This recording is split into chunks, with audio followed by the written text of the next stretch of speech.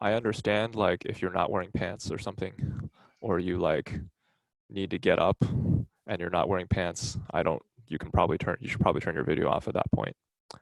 That's fine. But this sort of interaction where I can see all of you guys, I'm going to lecture about fairly complicated material. So I don't want, one of the big things that really helps me is when you guys look confused, then I know to stop and, go a little bit slow or go over something again. Speaking of confusion and stuff like that, I expect that will happen a lot in this class. That's totally fine and to be expected. I hope that happens. You can use the chat to ask questions and stuff, but we don't have that large of a room here. We don't have that large of a class. Just unmute yourself and ask any questions. That's totally fine. I'm totally fine being interrupted and stuff like that. You guys probably saw the emails earlier on how the class is going to be run. There is going to be an in-person component. If you are comfortable with that and would prefer to be in person, I'll have a mask on. Every one of you guys will also have a mask on. But we're going to be in L211 for those of you who haven't seen it yet. It's this giant lecture hall. Excuse me, it's this giant lecture hall that can hold like 100 people or even more than that or something that we use for like seminars and stuff. And so there's plenty of space there to distance. I'm either going to be using the chalkboard for the remote, and if the remote people have trouble seeing that, I might just lecture on a tablet, which I'm about to do right now. And so if you would be more comfortable staying at home, that's totally fine. Hopefully you'll get basically the same experience as everyone else. Okay, let me pull up the syllabus real quick. Let me see. Can you guys see the syllabus? Thumbs up. Okay. Some of you guys have had me in class before. This class will be a little bit more fast-paced. Style will be similar. It's going to be basically lectures and then homeworks and stuff. The textbook that we're using is right here. It's Analysis of Transport Phenomena by Dean. There are earlier editions, or some of you guys I know like to use international editions and stuff like that. Whatever you can find would be helpful. Just so you know, we're going to be using this official edition, and so some of the homework problems will be from the textbook, and so make sure that you do the right homework problems because we can't give you credit for things that you for doing the wrong homework problems, right? Roughly one homework set per week. The TAs will grade the homeworks. The TAs that are responsible are going to look something like this. Zhao Li is a student in Randy Snur's group. He's a rising third year, and Jonathan Chan is a student in my group. He's a rising fourth year. They're going to split the homeworks in roughly half, and then they'll be in charge of the office hours during that time.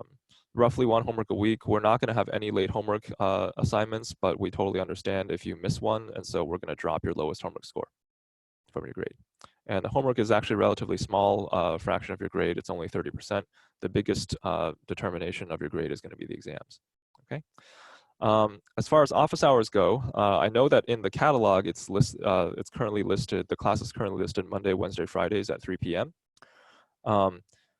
But there's also a Tuesday component at 3 p.m. as well, right? And that's going to be one of the office hours. Okay. The lectures will be Monday, Wednesday, Friday. So the Tuesday office hour at 3 p.m. is going to be run by one of the TAs. I will send out a poll probably sometime in the next 24 hours to try and schedule other office hours. And so we're probably going to do one more session for those of you that like to get started, not the day before the homework is due.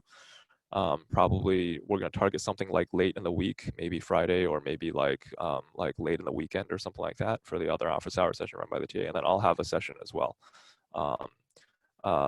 Probably not target. I mean, you're welcome to come with homework problems and stuff like that, but probably not targeted towards specific homework issues.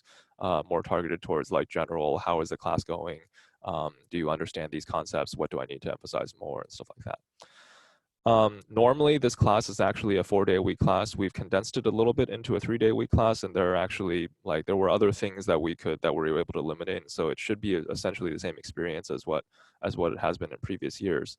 But it does mean that we will probably have a few extra things going on over the Monday, Wednesday, Friday class time. So things like I might record a lecture or something every now and then if we're getting very behind. there might be, like in the past, we've had exam review sessions during class time. We might just schedule that separately, perhaps during one of the office hours or something like that. There will also be things like a few different PDFs online. I've actually just already uploaded one of them. And there might be a couple like videos and stuff, things like visualizing fluid flows and stuff that are difficult for me to hand wave around, if that makes any sense. Okay. The exams are going to be, there's going to be two of them. There's going to be one roughly midterm during week 7. And then there's going to be another one during the actual exam week. I know that the registrar schedules our exams. I really don't care what those say right now. We have a small enough class that we can sort of figure out exactly how we're going to do it. I don't know exactly how we're going to do it, actually. I would prefer to be able to do it synchronously. That way you guys can ask me questions during the exam. I write all the exams, and so, you know, if things are unclear, then it starts becoming unfair if, you know, some of you guys do it earlier during some period or not or something. So we'll schedule some polls and stuff to sort of figure that out. But I'll just say one of them will be during week 7. One of them will be during exam week. The exams will be remote. Normally they're in class. Normally they're 2 hours long. Now we're gonna do it 3 hours long to give you guys plenty of time to, like, you know, think about things, take pictures of your solutions, print them out, and stuff like that. The overall, like, length and stuff from the exams should be basically the same as before. Okay, and then this is the overall course schedule. Feel free to just look over that. As I mentioned, there's going to be exam on week 7, and so we're not going to have a homework due during that week. First couple lectures this week are going to be over Zoom only, and then we will have, as I mentioned, in-person lectures in L211. You know, sort of pending unforeseen circumstances. Some of those unforeseen circumstances are if by popular consensus, let's say 90% of you guys realize that you don't actually want to see me in person and would rather just stay at home. That's totally fine. I'll just start staying at home too. We did take a poll out for some of you guys, or I think for most of you, and then I think the results from that poll were something like 60% of you actually preferred in person, and so that's why I'm offering this option. But if you guys vote with your feet and decide that that's stupid, then I'd be happy to just sit in my house and then lecture from now on. Okay. That's basically it. We will continue. The last homework is going to be due the day after the last class. So this is just the Wednesday before Thanksgiving, and then classes are basically over, and then we have exams the week after that. Okay. All right. So like I mentioned, this is going to be a little weird. Any questions, by the way, unmute yourself and then just yell. Okay. It's gonna be a little weird. I'm gonna try and start lecturing over something called Microsoft OneNote. I don't know if you guys are familiar with this software. There actually is a way for me to share Microsoft OneNote as well. Hold on, let me just do something real quick. There actually is a way for me to share the notes after I've already lectured, and I'd be happy to do that for you guys. But I'm gonna go ahead and start writing and stuff, and then we're gonna get into it. Okay, so can you guys see what I'm writing? Excellent. Okay. So here we go, onto the actual course content. So the way the class is going to work is we're first going to get into a little bit of math over the first week or so, just to get everyone on the same page. The class does have a significant quantitative component and analytical component because overall we're trying to basically learn how to analyze fluid flows, predict what fluid flows are, see fluid flows, and then understand what's going on in them, how forces and stuff are being exerted by different elements and stuff like that. And so one big part of that is trying to mathematically determine what's going on, and the tools that we need to do that, a lot of those revolve around vectors and tensors. So give me a thumbs up if you have taken a fluids class at some point in the past. Cool. That's great. Several of the fluids classes that you might have taken in the past, you know, might have just assumed that fluids are moving in one direction or something like that, and never had to actually worry too much about actual vector calculus or tensor math and stuff like that. I expect that a fair number of you might not have even heard of what a tensor is. That's totally fine. We're gonna get everyone on board at this point. Okay. And so to do that, I'm going to spend the next couple lectures just getting everyone on the same page, basically. Okay. And so before we talk about vectors and tensors, the simplest thing is a scalar. By the way, if you can't read my handwriting, also yell, and I'll try and do a better job. Okay. But easier than vectors and tensors are scalars. Scalars are basically just a quantity that's given by a single number. Okay, so these are things that we're all quite familiar with at this point. You know, things like a mass or like a density, right? We're talking about fluids right now, and so maybe we can think about like a viscosity or something like that. And then of course things like time, you know, an x position, a y position, or something like that, right? In contrast with that, a vector is a quantity that has a magnitude, I can't spell,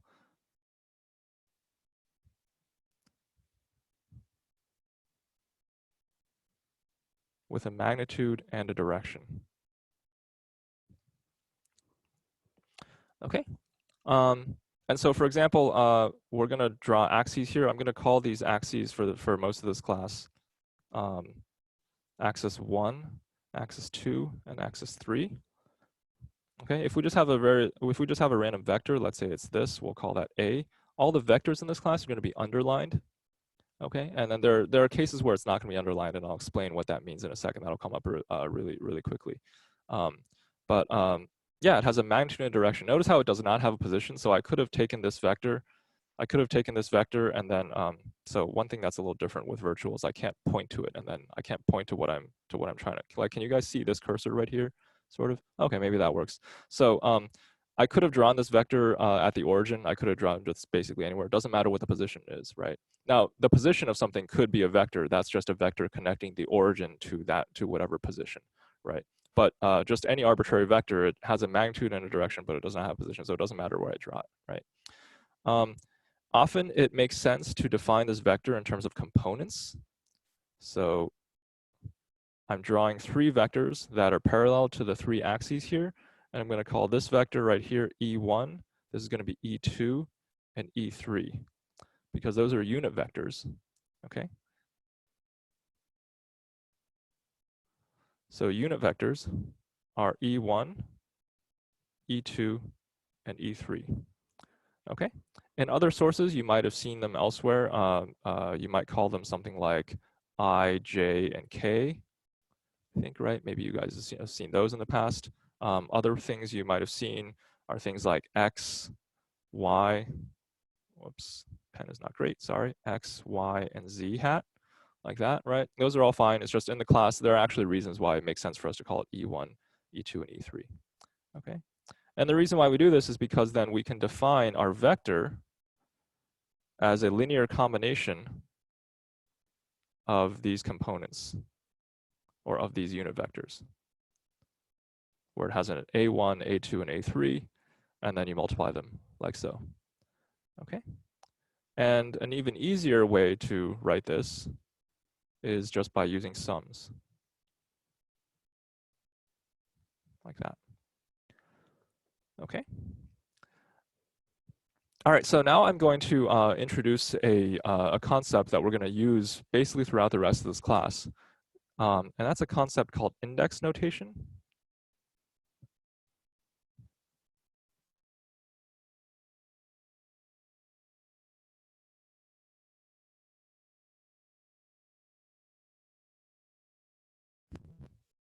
Can you still hear me? Thumbs up. Hold on. Let me figure out what's going on.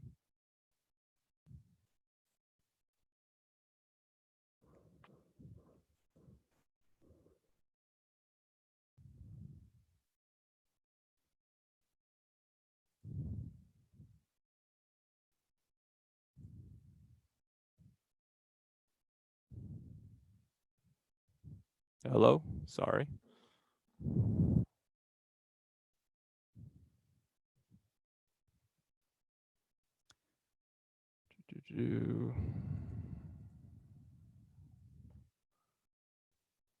Okay, not sure what's going on.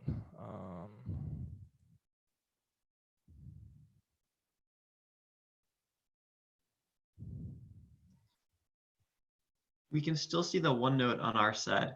You can still see the OneNote? And your cursor, just not actually your face. Just not my video. Yeah, for some reason it's showing that the video is, or that the little dot on my webcam is on, but it's not, but it's kind of stuck. Can you see me draw on the OneNote? You can see you draw. Did you turn on and off your video? I tried, but it's actually like it's got like a little one of those like thinking things when I mouse over the start video button, and so I'm a little worried that if I press too many things, it's just gonna like explode. Okay, hate to hear that. Seeing my face, and I'm just gonna keep talking. Yeah. All right.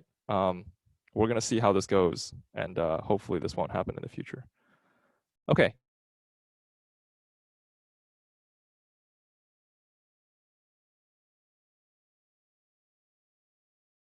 Let's just end the call and then get everyone on board again. Okay. Can you hear me? Okay, cool. We were talking about how a vector can be expressed in terms of a bunch of components like this. Okay. And so the shorthand way of writing this is this sort of sum. But when we are expressing vectors like these sorts of sums, then this notation gets really clunky very quickly. And so we're using something called index notation, where basically we get lazy and we don't write the sums anymore. Okay. Or even worse, we get even lazier and we don't even write the unit vectors. Okay. So then in the future, then when I write something like a sub I, that is, when I write something like a sub I like this, then that basically just implies the sum over AI times EI or something, okay? I'll write down some of these rules later, like sort of in later lectures, but this is just to get you guys familiar with this. Basically, whenever you see something like this and you see a free index, then you think about it as if there is an implied EI right next to it, and then you sum over any indices that are repeated. Okay, now I'll write down some of these rules once we see a few more examples and you guys kind of get the gist of how these things work. Okay. So things that we can do with vectors, for instance, we can do stuff like a dot product.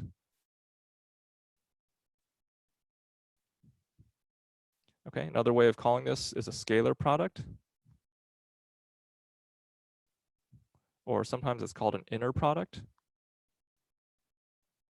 You guys have almost all seen the dot, almost certainly heard of the dot product before, okay? But let me just be a little bit more systematic in thinking about this. If you have two vectors, an A and a B, then there's an angle between them.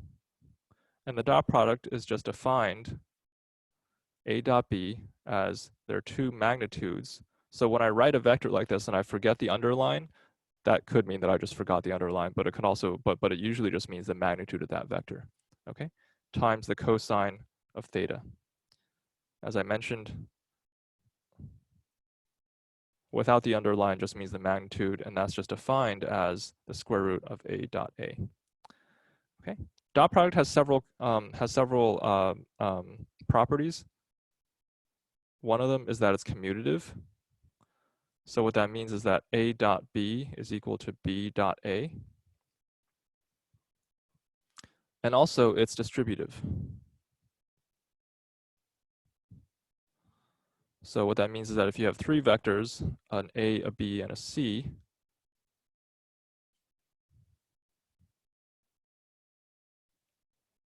okay, then you can distribute them like that. Okay. And so then these sorts of properties then allow us to actually write what a dot product would be in index notation. A dot B, you could write in terms of their components. So A1, E1 plus A2, E2 plus A3, whoops, not that, A3, E3 dot B1, E1 plus B2, E2 plus B3, E3. Okay. And so, you know, you're going to have 9 terms here, and then you could distribute out like this. The easier way to do this is to write it out in terms of sums.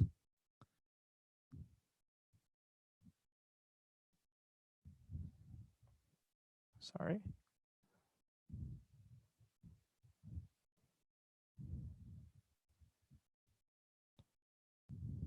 Okay.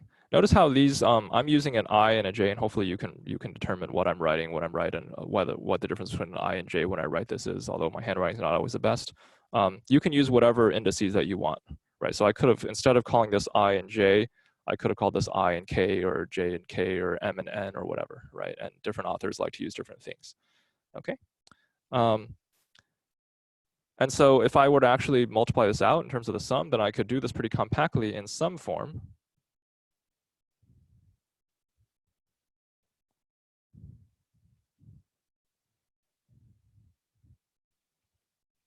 Like that,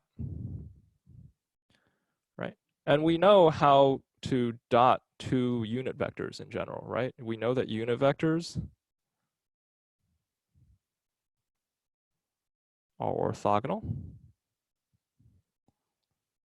Okay, and so what that means is, you know, E1 dot E1 is equal to 1, right? But then if you try and dot E1 and E2, then that equals 0, right? We like to think sometimes pictorially. You know, if you just scroll back up here and you look at the three unit vectors, you know, then basically, you know, E1 and E2 are perpendicular to one another, and so therefore their dot product is 0. E1 dot E1 is equal to 1, etc. Right? So that's where that comes from. A very compact way of writing this is basically saying EI dot EJ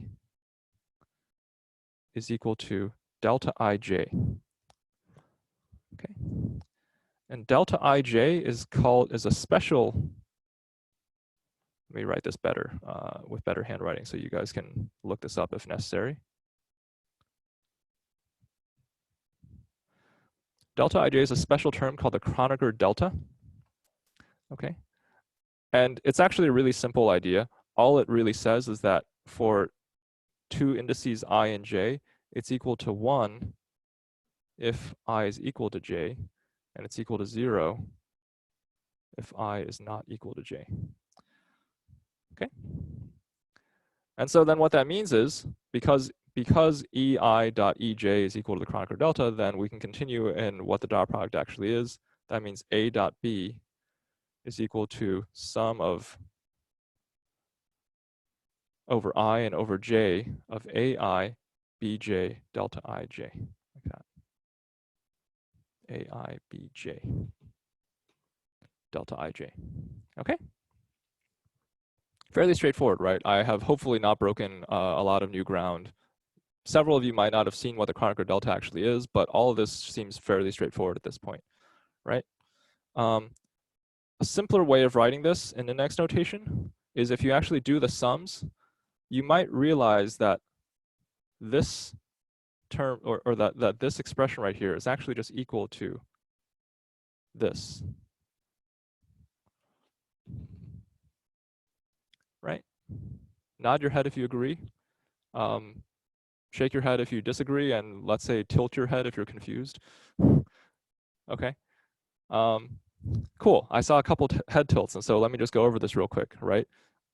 When I sum over J here, there's only one of those three terms. So there's actually 9 terms total in the sum. But if I, let's say, hold I to be fixed, let's say it's equal to 1 or something, then there's going to be 3 terms in my sum over J, right? And only one of those terms is delta IJ equal to 0, or is delta IJ equal to 1. Those other two, and that only one term is when J is equal to I, right?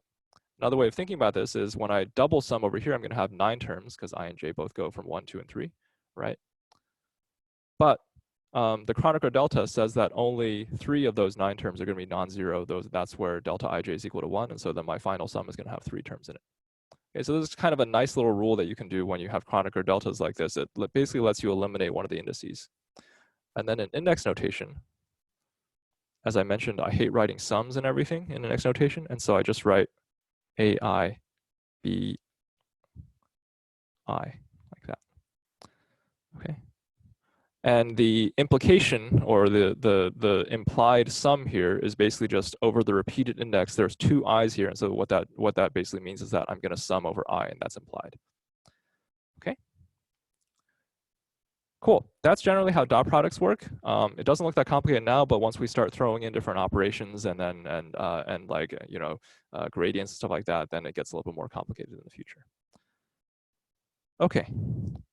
We can also talk about something called the cross product, which I'm sure several of you have also heard about. Okay. Another way of calling this is a vector product.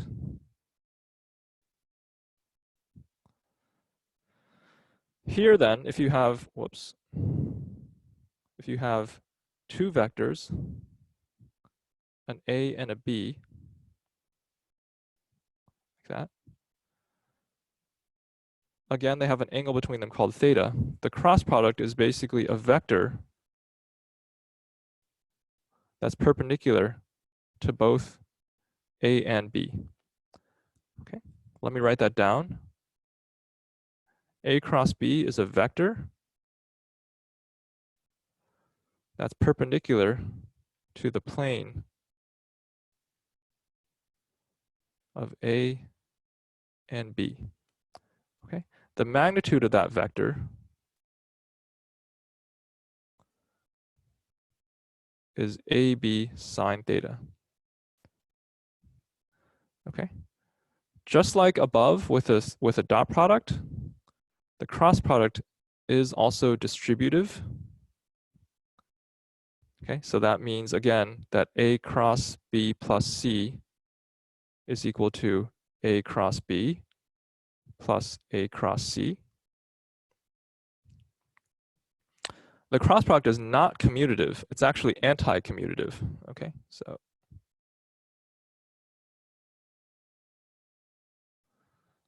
what that means is that A cross B is actually equal to minus B cross A. Okay. But you guys kind of knew that. This is the sort of right-hand rule idea, right? If I take these two vectors, then I curl my fingers from A to B, then my thumb points in the A cross B direction. And so if I do it the opposite way, then it's going to point in the opposite direction, right? As I mentioned, let me actually just write that down. The right-hand rule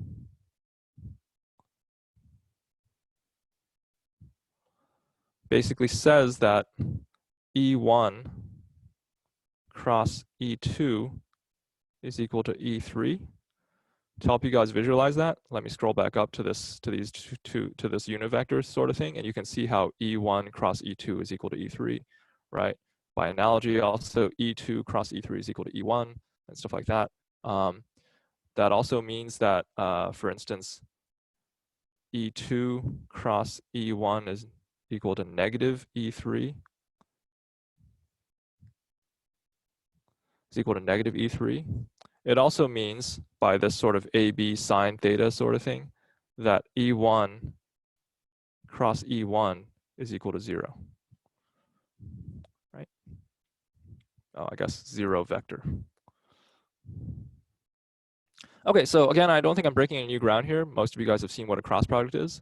But in terms of index notation and this more advanced way of thinking about vectors and tensors, what will be helpful is to express all of these right-hand rule relations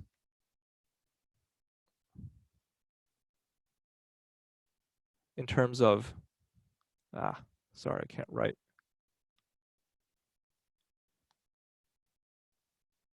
This little epsilon ijk is called the Levi-Civita symbol.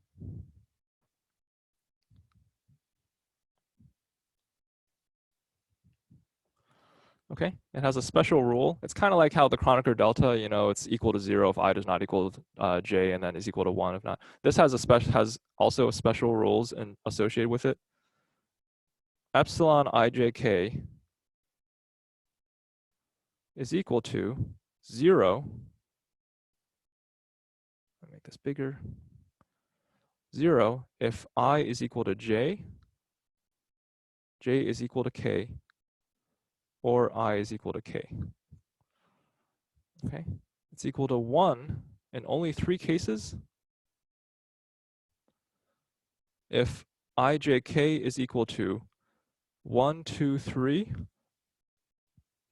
2, 3, 1, or 3, 1, 2. Okay, and it's equal to negative 1 if ijk is equal to 2, 1, 3, 3, 2, 1,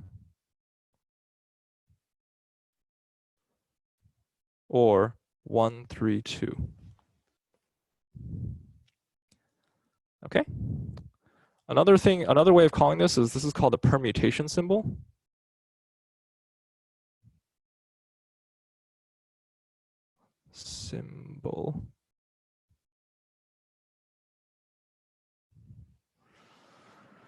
Okay, and that's just because if you stare at these like 1, 2, 3, 2, 3, 1, 3, 1, 2 stuff, you realize that if ijk is equal to 1, 2, 3, if you switch the order of any of these indices, like if I switch the 1 and the 2 to get down here, then I have to switch the sign.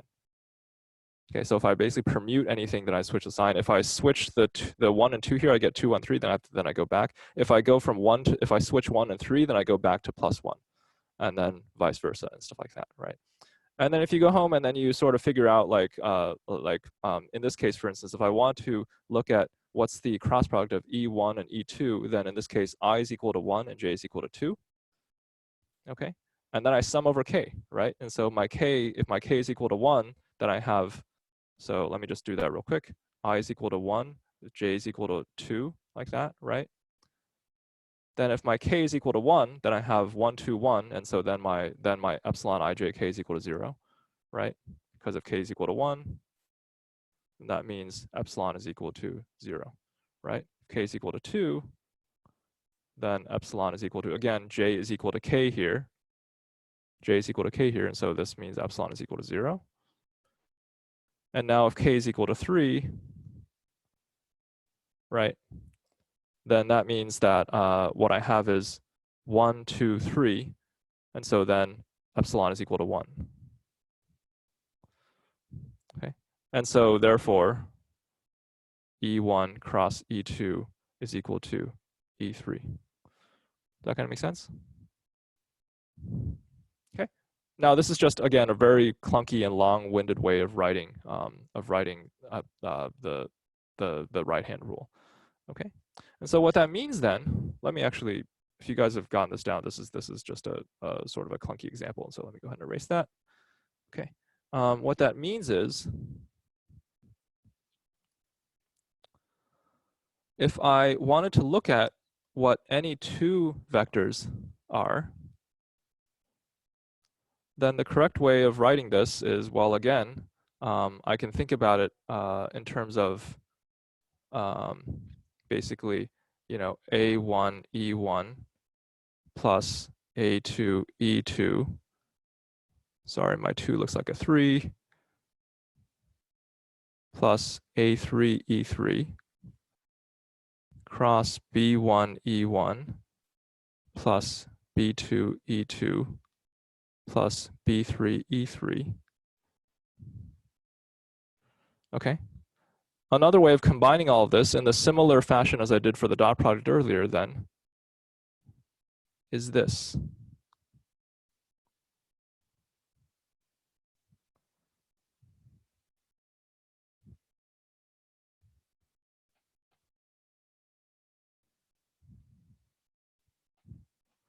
Okay, that's starting to look increasingly complicated, but hopefully not too bad.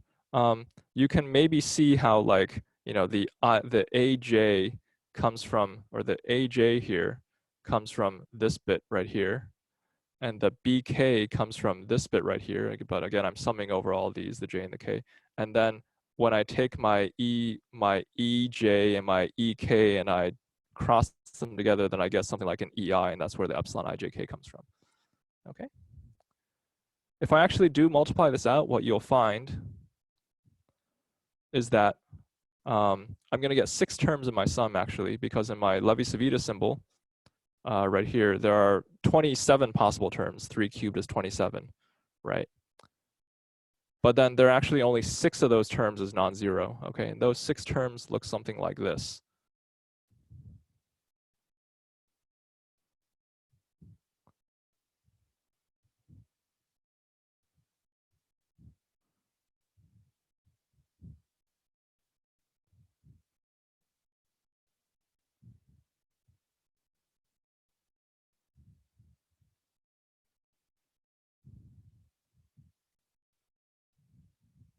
Look like that. Okay? And hopefully you guys believe me, right? If we stare at this first term for a second, then this first term comes about because I is equal to 1, j is equal to 2, and b is equal to 3. And so according to this, it's equal to 1. Okay? Whereas this one over here is basically I is equal to 1, j is equal to 3, and k is equal to 2. So 1, 3, 2, 1, 3, 2 puts me right here, and that's why I have a negative sign right here. Okay? Another way of writing this is maybe something that you guys are already quite familiar with, is a determinant.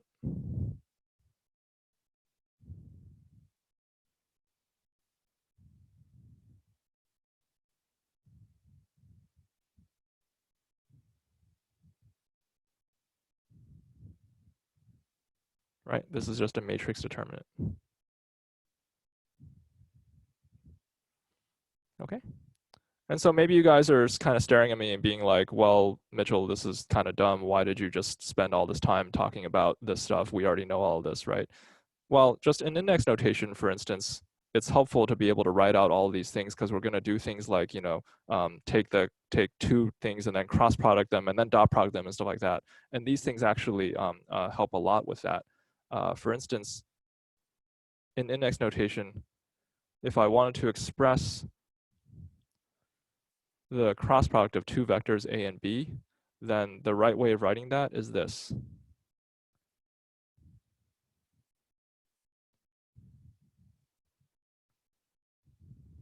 Like that.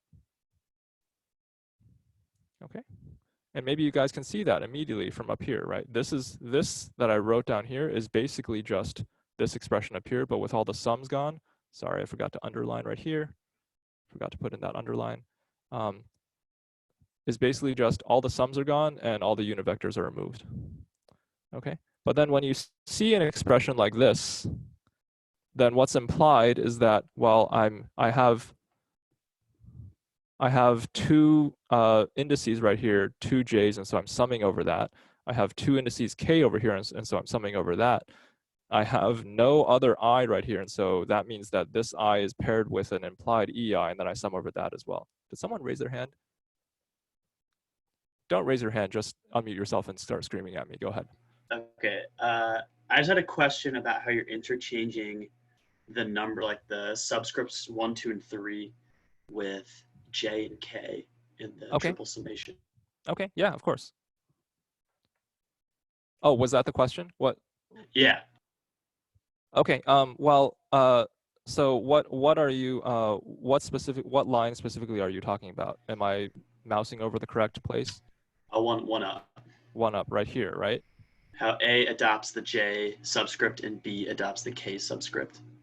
Okay, so you mean how I go from here to here? Yeah. Yeah, so yeah, you can think about it like this.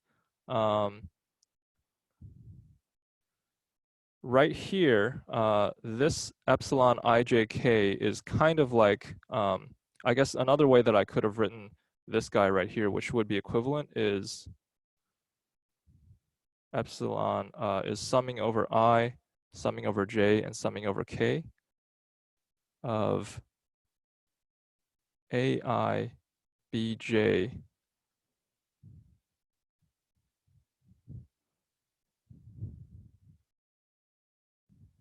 and that. Okay, these two expressions are actually equivalent. In fact, all I did to go from here to here is I switched the I and the J, and then I switched the J and the K. Okay, and then maybe you can see then how this expression right here comes about directly from this, because this top term right here is the same as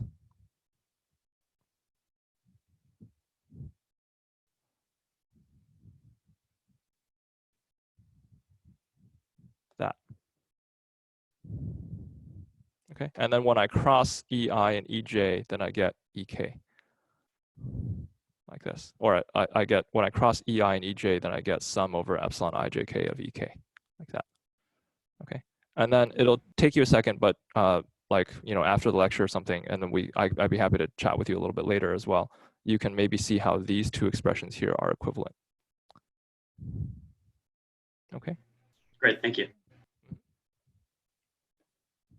But for the purposes of people that will see these notes later on, I'll figure out how to share with you guys these notes. I'm going to erase this so that it doesn't confuse people when they read this later.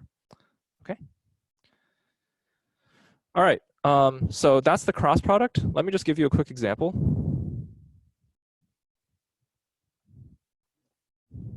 So the question is, what is a vector C such that it's equal to A cross A? Okay. You guys already know the answer to this. Okay. If I cross a vector by itself, it's just equal to 0, right? Because the angle between a vector and itself is equal to 0, right? Let me just write that down formally. The magnitude of C is going to be A times A sine of 0, and so that's equal to 0. Okay. Well, in this weird index notation expression, I can do that as well. Ci is equal to epsilon ijk of aj and ak. Okay. Writing this out, not in index notation, looks something like this. Okay. So you can see how there are 9 terms total in this sum. For every value of I, there's 9 terms total, right? And then in this equation, what this basically says is that there are actually 3 equations that are implied here. There's one equation when I is equal to 1, another equation when I is equal to 2, and another equation when I is equal to 3. And in each of those equations, there are 9 terms. Okay, so there are 9 terms total, summing over I and J. Whoops, sorry, summing over J and K. Okay, now we need to think about what those 9 terms actually are, right? So if J is equal to K, that's 3 cases of those 9 terms, right? J can equal 1, 2, or 3, and K can equal 1, 2, and 3, right? And so there's going to be 3 of those 9 terms where I and J are both equal to 1, I and J are equal to 2, and then J and K, sorry, I keep saying I and J and K are equal to 3, okay? Then epsilon ijk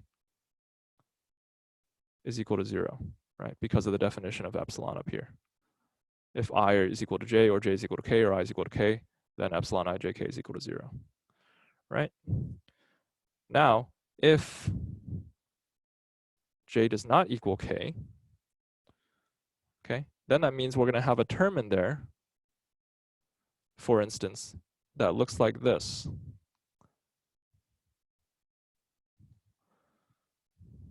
Right? In this particular case, you know, we're talking about when I happens to be equal to 1, right? Then one of those 9 terms, J is equal to 1 and K is equal to 2, then we're going to get a term that looks like this. We're going to get a different term that looks like this.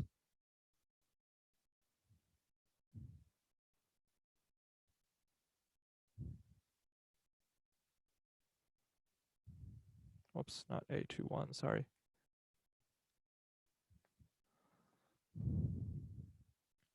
Right? And what you'll notice is that epsilon 121 is exactly opposite of epsilon 112, according to these rules. Right? Sorry, I should make this more general. This is true regardless of what I is. So I'll just call this epsilon I12 and I21, like that. Okay. Because from the permutation rules, if I switch the order of any 2, then the whole thing becomes negative, right?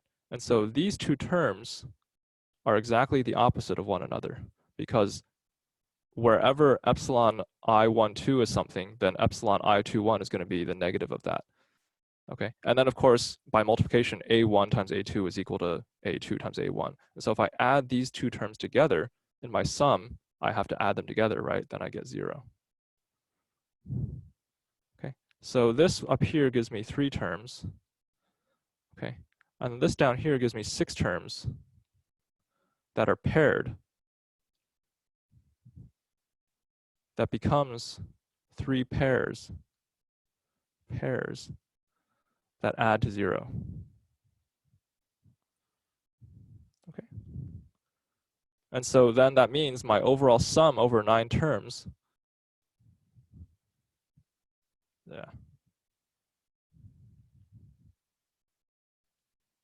is equal to 0. Okay, and so therefore A cross A is equal to 0. Okay, does that all kind of make sense? Okay, last couple ones, and then we'll go ahead and end the lecture, and then we'll resume again on Friday. There is something called a scalar triple product.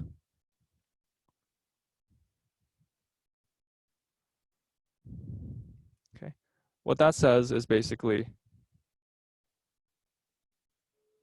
A dot B cross C. Okay. To write that in index notation, that's actually fairly straightforward. The way to do it is we say, we'll just introduce a D like this, that's equal to B cross C like that. Okay, and so then by the definitions above, DI is equal to epsilon I, JK of BJ CK. Okay, and so then this triple product is equal to A dot D, right, which is equal to AI times DI, that. And of course, DI is equal to what we just wrote down over here, right? And so the scalar triple product is epsilon I JK, like that. Okay. There are some geometric interpretations to all of these things. Like for instance, I forgot to mention up here with the cross product. The cross product here can be defined as, the magnitude can be defined as like a parallelogram that connects, that's defined by the vectors A and B, the area of that parallelogram, right? I don't know if you guys have ever heard of that way of thinking about it. So in other words, I could draw a parallelogram that looks like this, and then the area of this parallelogram is equal to the magnitude of the cross product. The scalar triple product is kind of cool in that that's the volume. This is the volume of well, it's a 3D parallelogram, so it's called a parallelepiped, determined by or defined by A, B, and C. Okay. You can also write this in terms of our familiar determinants and stuff.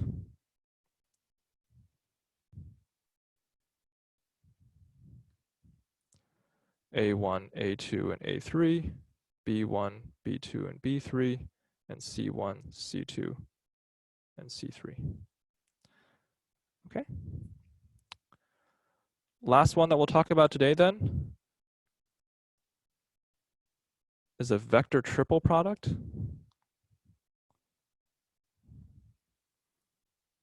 Okay. So the scalar triple product is a scalar, right? You can think about this because B cross C is a vector and then A dotted with that. So 2 vectors dotted together is equal to a vector. A vector triple product looks like this. That's A cross B cross C. Okay. And this is where index notation, the power of index notation really comes in. Okay. I'm going to go ahead and write out what this means in index notation. I could do what I was doing up here where I define a D as B cross C and then adding this all in. But instead, I'm just going to do that all in one step. Hopefully, you guys can later see where this comes from.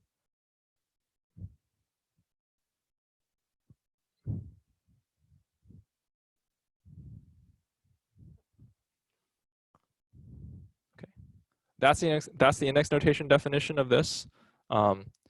You know, because the cross product of A and this entity is epsilon ijk of this of the kth component of this other entity B cross C. And so then the kth component of that is epsilon kmn bm cn, like this. Notice how the indices don't really matter, right, if they're repeated. So because I'm summing over all this, I could have called this second half KMN, or I could have called this like KPQ BPCQ or something like that, right? Okay.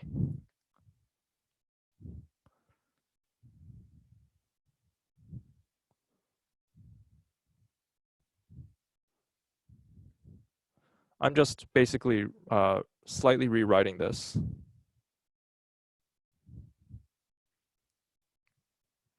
Okay. These two expressions are the same. Hopefully you can see that. The reason why they're the same is because, well, this is just a multiplication, right? What's implied over here is, in index notation, is that there's like a bunch of sums over J and I and M and K and et cetera. And so I'm just too lazy to write the sums. In fact, I don't even know how many sums there are, right? And then to the right of that sum is basically just this epsilon ijk, aj, dot, dot, dot, like all this stuff, right? And so within each of this, like within each term, I can rearrange the terms however I want. So that's why I'm able to just move the aj over here and stuff. This epsilon kmn is the same thing as epsilon mnk, right? Remember, when I switch something, I have to make it negative. When I switch two things, I'm making negative. So to go from epsilon kmn, that's the same as if I switch k and m, and then I switch k and n, then I get mnk like this, right? Okay, cool. For homework, you guys are going to show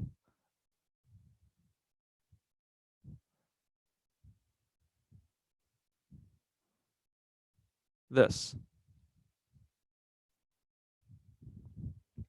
that these two things multiplied together is equal to this expression right here. Okay? Happy to answer questions on how to do that. Jonathan and Zhao are both in this call. Every year, we always get huge amounts of confusion about this. That's awesome. Okay, so feel free to ask questions about how that all works and stuff like that, and where we got this from. But given, if you believe me that this is true, okay, then I can distribute this out.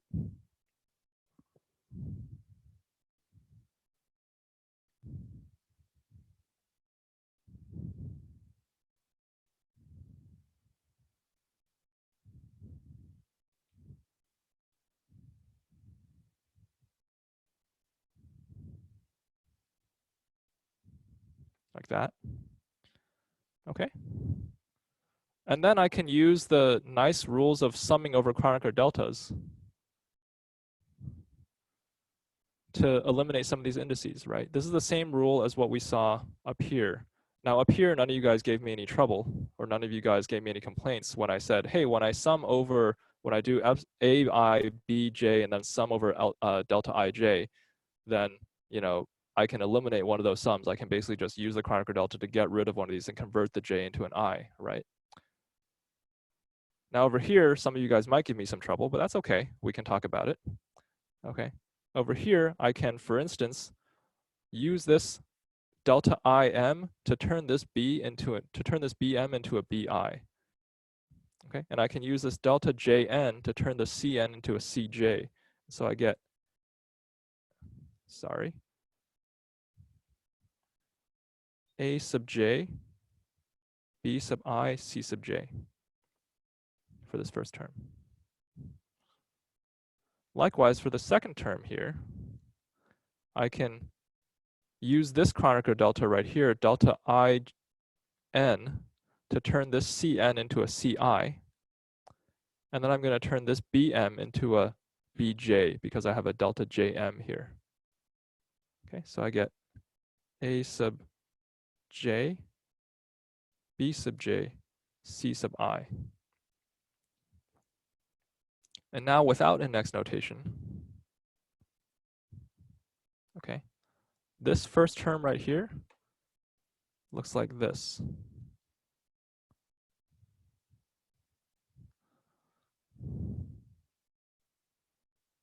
Okay. I hope I see several minds exploding. That's awesome. Okay.